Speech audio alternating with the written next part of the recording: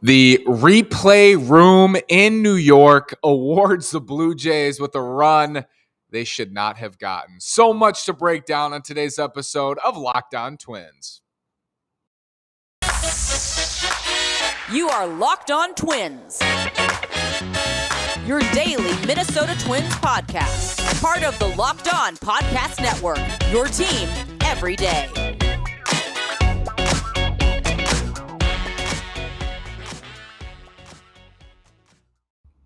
And welcome to the Locked On Minnesota Twins podcast. Today is Sunday, August 7th, and I'm your gracious host, Nash Walker. Today's episode is brought to you by Vroom.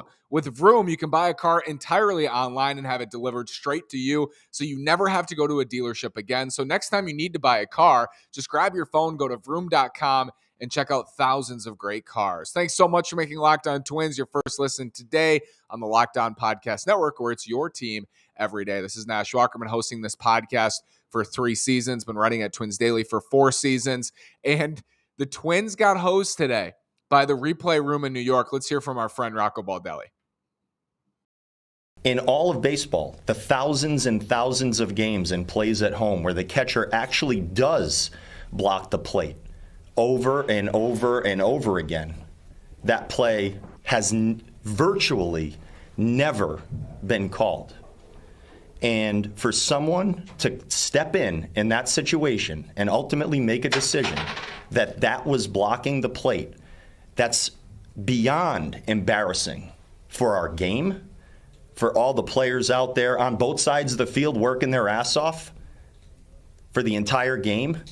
It's completely unacceptable. I can't even believe I'm sitting here talking to you guys about this right now. So clearly very upset. I would say today, in 4 seasons of watching Rocco Baldelli, I've never seen him that visibly upset on the field. He was so angry, screaming, and he's right to scream. He's right. What he said is correct. It's not just about the rule at the plate. And this rule has been debated so many times, I feel like, but there's an understanding in baseball. Like, there's been an understanding is what he's trying to say. That doesn't get overturned. It's never been overturned. That always stands. And I think everybody in the stadium, everybody watching at home, the Blue Jays, the Twins, everybody thought that call was going to stand because it always stands. It's a really tough play at the plate, and you reward often a good throw, a good play. Gary did a great job on that play behind the dish. There was a lane for Whit Merrifield to come home. There was a lane for him to slide in. He chose not to take it, and he said post-game, I basically slid into Gary on purpose to take advantage of where he was. He had a lane to slide. He chose to slide into Gary, and he was called out on the field. And I love how this is just about the umps wanting to get involved. The replay room wants to get involved. That's never overturned. And that's what Baldelli's saying. I agree with him. That's never overturned. That always stands, and it should have stood there. It's abysmal that it didn't, and it cost the Twins the game. Here's what I'll say. The 10th inning looks a whole lot different if that call stands. It looks different. Maybe they bunt over Kepler. Miranda was up, so probably not, but it looks different. I think that inning looks different, clearly. But in the bottom of the 9th, the Twins tied the game. Luis Arraez singled. The Twins had first and second with 1 out, and Jorge Polanco and Max Kepler come into the plate. And they did nothing. They were quick outs, and they didn't cash in the run to win the game in the 9th. With this extra innings rule, I'm not letting New York off the hook at all with this call. That was abysmal. With this extra inning rule, you leave yourself up to chance if you don't win the game in the 9th. You never know what's going to happen with the extra runner. Jordan Romano's a very good reliever. They needed to win that game in the 9th, and they could have won it in the 10th if the call went their way. If they got it right, the Twins might have won the game in the bottom of the 10th or in the 11th. But they had an opportunity in the 9th inning of that game to make the 10th not even happen. They had first and second with 1 out with 2 of their better left-handed hitters at the plate. They couldn't get it done. And they left themselves up for what happened in the 10th. It's not their fault. It was a great play. What a throw from Tim Beckham. What a play from Gary Sanchez. It's just when you let the game continue to go on, if you don't score, they will. And maybe it's not right. Maybe it's not the right call. But the Twins had an opportunity in the 9th and they didn't score. They had opportunities throughout the day to score runs. Kevin Gausman was very good. Twins were without Correa and Buxton in the starting lineup. They pitched very well. This was one of those feelings of there's good things that came out of this game. There's bad things that came out of this game. The result, all's well that ends well, all's bad that ends bad, right? But they pitched extremely well today. And overall, outside of that opener, they pitched really well in this series. And I feel more than any time in this season confident in the Minnesota Twins. And the reason is I don't think they're a perfect team. I don't think they're a great team. I'm more confident in saying they're a good team than I've been all year because they filled their biggest hole. And their biggest hole to me, and one of the hardest holes to fill, is a shutdown, back of the bullpen, high leverage reliever. And I think they filled it with Jorge Lopez. Did they still lack in the rotation? Yes, they don't have a frontline starter, and that ultimately could be their downfall down the stretch and into the playoffs. But they don't have huge holes on the team anymore. They are a more complete team than they've been all year long. I have so much more faith in this bullpen. Jose Miranda's been ridiculously good. The lineup can score. The lineup can get it done against good pitching. They can get it done against good teams. The Twins battle. They have some things going their way this year, I think. And I'm more confident in them than I've been all season long. You know, maybe when they won 14 out of 17, I was pretty confident then. But when I look at the roster, I've never been more confident in the roster this year. And I was confident in the 2021 Twins on paper, and they didn't get it done. But I think they are in good position here. They only have a 1-game lead on Cleveland, 2-game lead on Chicago, but they got the tiebreaker over Toronto, Seattle, Baltimore, and Tampa Bay in the wild card, which is important because it's head-to-head in the tiebreak, and they clinched that this weekend by splitting with Toronto, and Toronto's a very good team.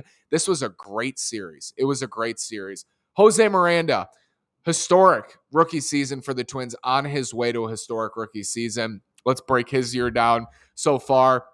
And then the spreadsheet. Let's look ahead to the schedule. What do the Twins need to do to make the playoffs and make a run? It's getting to crunch time, and you're going to want to stick around.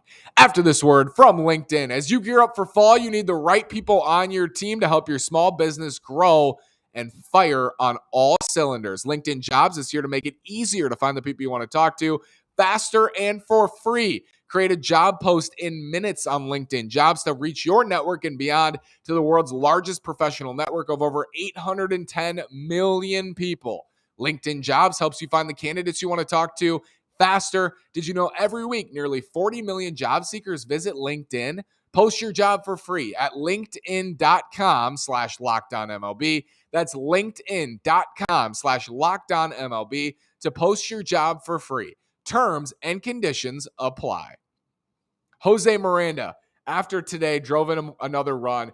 After today, is hitting .279 with a .327 on base percentage. He's slugging .475 for a weighted runs created plus of 128. That's where 100 is league average. He's at 128. His 47 runs driven in is tied for second on the team with Byron Buxton, second to only Jorge Polanco, who has 51. I think there's a good chance Jose Miranda leads this team in runs driven in. And I'm not saying that that's a great statistic to use all the time, but I think you see his confidence at the plate, and watching this kid has been a joy. He is outstanding. He's been so good for them. He's been their best hitter for over 2 months, and he just gets it done. Like Miranda Mania, embrace the mania. Every time he does something good, I tweet Miranda Mania, and it's especially when it's a big hit, you know, a big home run or a big run scoring hit. He's been doing it over and over and over. And I started with the mania thing when the Twins last year, when the Twins were struggling and it felt like he had a good chance to come up and join the team. He never did. It was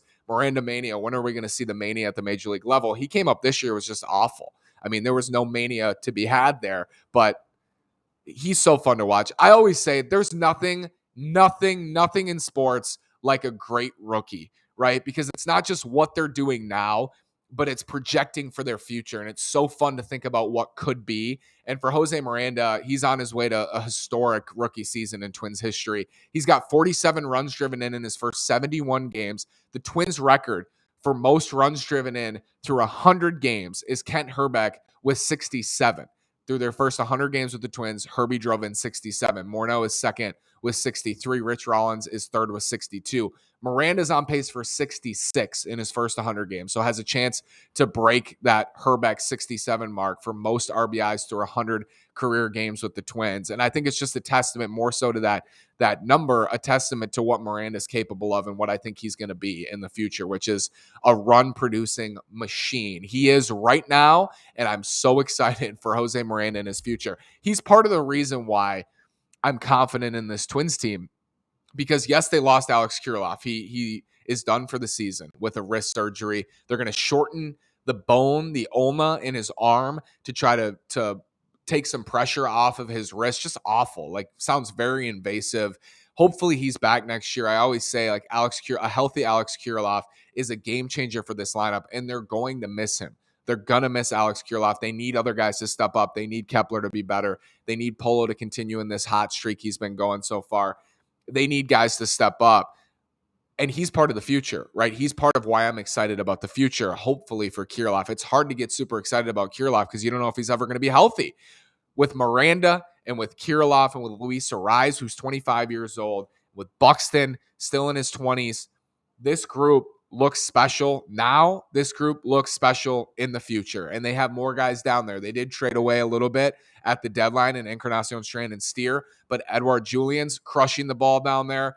Matt Wallner, Forest Lake native, is crushing the ball at AAA. I'm excited about the lineup. They're in good shape for the future, and Jose Miranda is right in the heart of that. He's been nothing short of incredible for this team. I don't think he's going to keep up what he's done for the last couple of months, which is hit 330 with a 980 OPS, but I think he looks like, 280 to 300. What he's been basically this year, I think that's who he looks like overall. 279 on base, or 279 average, 327 on base, slugging 475, weighted runs created plus, just under 130. I think he is that dude, and I think he's a super special hitter. Defensively, has looked pretty good at third, much better at third than first. I think he's going to have some gaffes. I think he's not going to be a good defender, but if he's passable at the corners and he's your third baseman of the future and he's league average defensively, what a player. I mean, really special player. Super excited about Miranda, and I think Twins fans watching him, based on what we saw early on, it's almost shocking. But for me, it's like this dude did it all of last year in the minors. He did it all last year. Now he's just doing it at the majors. And man, is it fun to watch. Let's look at this schedule. The schedule is so vital. And now in crunch time, as we get near 50 games left only for the Twins, what does the schedule look like? How does that compare to the rest of the division? Do I think the Twins can survive in the Central? If they don't, do I think they can make a wild card spot based on their schedule? Let's break that all down coming up after this word from BetOnline. BetOnline.net is the fastest and easiest way to check in on all your betting needs. Find all your favorite sports and events at the #1 online source for odds, lines, and games. Find reviews and news of every league, including Major League Baseball, the NFL, the NBA, the NHL, combat sports, esports, and even golf. BetOnline continues to be the top online resource for all your sports wagering information. From live in-game betting, scores, and podcasts, they have you covered. Head to BetOnline today or use your mobile device to learn more about the action happening today. BetOnline is where the game starts. Schedule, spreadsheet time. If you're watching on YouTube, you can see the spreadsheet. If not, I will explain it. I made a spreadsheet before the season predicting every single Twins series until the finish in October, and it projected them to win 90 games this year. Again, I have not tweaked this. I have not even touched the prediction since I made it in April before opening day. So I made this way back in April, and right now, the Twins are -2 on my entire sheet, which means that they're on pace. If they played to the rest of these series how I predicted them, they would win 88 games because I projected them to win 90. I think 88, I thought 90 at the time before the season would be enough to win the Central, certainly enough to win to get into the playoffs. I think 88 wins will be enough to win the American League Central. So if the Twins play out the rest of my predictions, they will win 88 games, and I think that will be enough. If it's not enough to win the Central, I think it'll be enough certainly to make the playoffs. So bringing this back up, I had them splitting with Toronto. I had them taking 2 out of 3 from Detroit. I'm off to a perfect start in August, folks. Perfect start. I have them splitting against the Dodgers this week and taking 2 out of 3 from the Angels. You'll notice I'm pretty aggressive with them in August. I have them winning a lot of games down the stretch. It's not obscene, like it's not ridiculous. I have the Twins from this point forward. They have 54 games left. So keep that number in mind. 54 games. We're going to break this thing down. I have them going 31-23, which is like a 93 win pace. So I have them going 31-23, which I think is pretty reasonable. That's a good finish. That's a really good finish. And they need to finish strong if they want to make the playoffs. So 31-23. Here's what the schedule looks like in the last 54 games. The trade deadline changed a lot of things for us because a lot of teams got worse, a lot of teams got better. So the schedule shifted. For example, the White Sox haven't played San Diego yet, and they added Juan Soto and Josh Hader and Josh Bell. That's a different series than it was before. They haven't played San Diego, and the Royals got a lot worse, right? They traded Whit Merrifield. They traded away Andrew Benintendi. Their lineup is a bunch of rookies and young kids. They're a lot worse than they were before the trade deadline. So the schedules have adjusted based on the deadline. Here's what we're looking at. 54 games. The Twins have their most games left against the Royals and the White Sox. They have 9 games against Kansas City and 9 games against Chicago. 6 of those 9 games against Kansas City are at Target Field. 6 of those 9 games against the White Sox are in Chicago at guaranteed rate. So those are your two. 18 out of the 54 against the Royals and White Sox. The Kansas City games, 9 Kansas City games. Would it be crazy for me to say they should go 7-2 in those games, at least 6-3 with the way the Royals look? I mean, they are decimated and they always give the Twins trouble, but you have 6 of 9 against Kansas City at home. You should absolutely minimally take 6 out of 9 of those games. You have 9 against Chicago. Those will be huge. And you have 8 against the Guardians. The Twins play the Guardians 8 more times. 5 of those are on the road. And then they have the Tigers on the road for 3. So 54%, 29 of the 54 games left are against the American League Central. 17 are against the White Sox and Guardians. Of course, those are the two trying to chase the Twins down for first place. So, I mean, you could just look at this and say, like, the division will be decided in those 17 games. If the White Sox beat the Twins 6 out of 9 times, advantage White Sox in the division, they'll play each other a couple more times as well, the Guards and the White Sox, but 17 against the White Sox and Guardians. And what's working against the Twins there is that 11 of those 17 are on the road. So you only get 6 of those at home. That's a disadvantage. And then you got the Tigers on the road for 3. But a big time advantage in the Twins schedule is that they do have the Royals 9 more times, and the Royals are worse than they were before the trade deadline. The others, this division could also be decided in the other games, not within the division. If the White Sox and Guardians, and they all play each other kind of evenly, which is how it's gone this year, basically. Everybody's played each other pretty evenly. Now, the Guardians have actually whooped up on the Sox. I'm thinking from the Twins' perspective. The White Sox, they've played, they whooped up. They took 5 out of the first 6, but then the Sox evened it up. And I think the Twins are up 6-5 in that season series, or 6-4. They're up by a game or two. Guardians are up by a game or two on the Twins as well in the season series. They have 8 games left. I actually think the Guards are up 6-5, and the Twins are up 5-4 on the Sox, I think, or 6-4. Either way, it could be decided in the other matchup. So here's the other matchups for the Twins. They have 4 at Yankee Stadium. 4 at Yankee Stadium. That doesn't sound fun. They have 6 against the Angels, 3 at home, 3 away. The Angels are worse than they were. Trout is out with a back problem. Syndergaard traded. Shohei is not going to pitch in Anaheim this weekend against the Twins, or not slated to pitch. So those look easier than they did before. You still have to play the games, but the Angels look worse. So I think that's good for the Twins to have 6 against the Angels down the stretch here.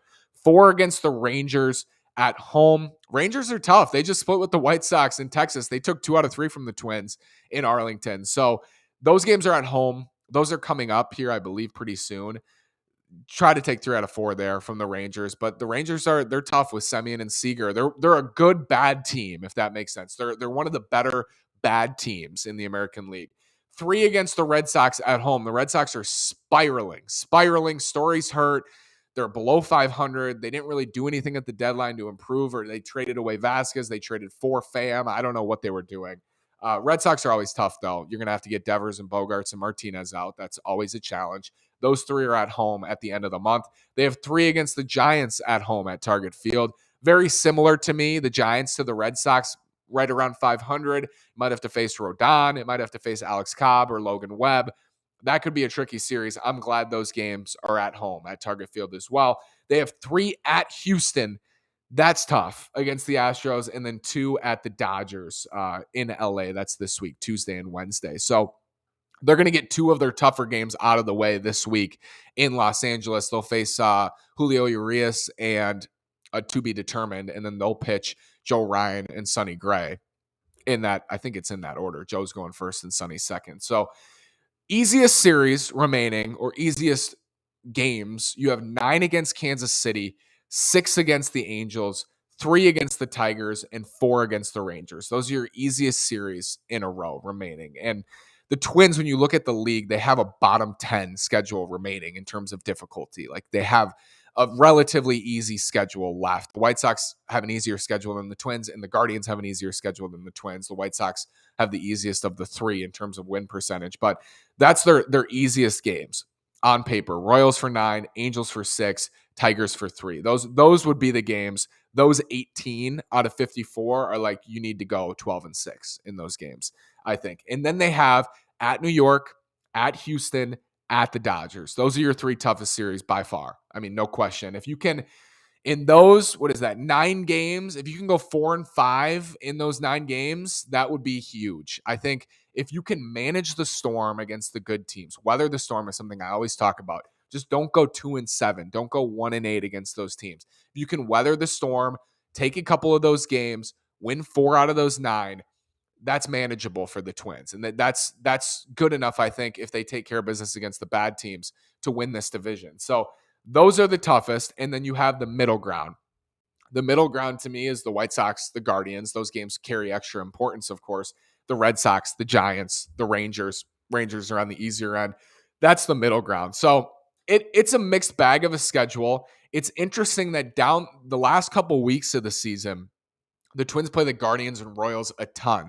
So this month, you're going to see the Dodgers will be off the schedule. The Astros, I believe, will be off the schedule at the end of August. I think into September, and then they go to Chicago and play the White Sox, and then they play the Yankees at Yankee Stadium. Those 2 series are back-to-back. Getting into September, you're going to get a lot of those tough series off the book. Like, you get the Dodgers off, you get the Astros off, the Blue Jays are off now, and then by September 8th, they'll be done with the Yankees, Astros, Dodgers, and they'll be done with one of those series in Chicago against the White Sox. When I come back on September 8th, that's a date I'm circling. Like, where are the Twins at on September 8th?